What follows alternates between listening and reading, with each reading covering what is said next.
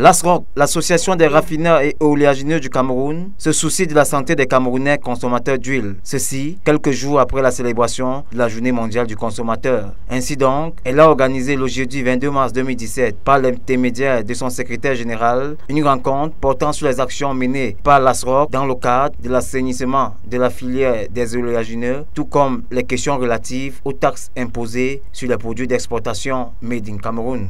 On a des huiles dans le marché qui n'ont pas de traçabilité. Donc, vous et moi qui sommes consommateurs, nous achetons ce que nous ne connaissons pas.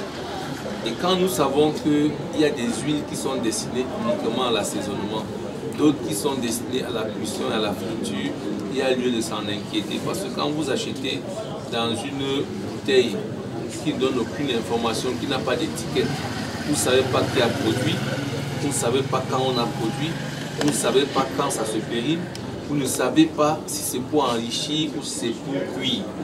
Et ce n'est pas acceptable parce que la santé du consommateur est très menacée à ce niveau. L'économie nationale est également menacée parce que ces huiles viennent faire concurrence à des huiles qui sont produites dans le respect des normes et aussi à des huiles qui sont importées et qui respectent des normes. Parce qu'il faut le dire, ce n'est pas toutes les huiles importées qui ne sont pas normées. Et il est simplement question d'importer si vous le voulez, parce que la loi le permet, la loi de 2015 sur l'activité commerciale. Tout ce qui n'est pas traçable, c'est-à-dire qu'on ne sait pas ce qu'on achète, on ne sait pas qui a produit, on ne sait pas où ça vient, sorte définitivement du marché et que la santé du consommateur soit l'essentiel, qu'elle soit préservée. Et également notre environnement, ça peut avoir un impact sur l'environnement. Et c'est pas bon que ça continue.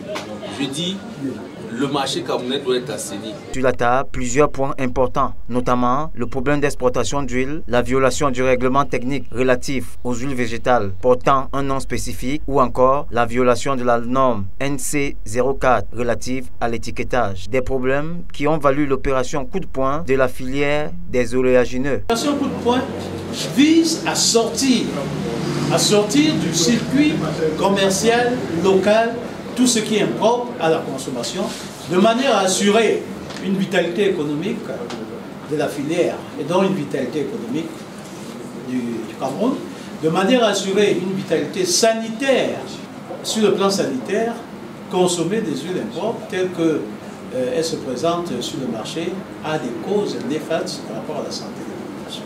Un point important a aussi été mis sur les entreprises locales qui payent assez de taxes.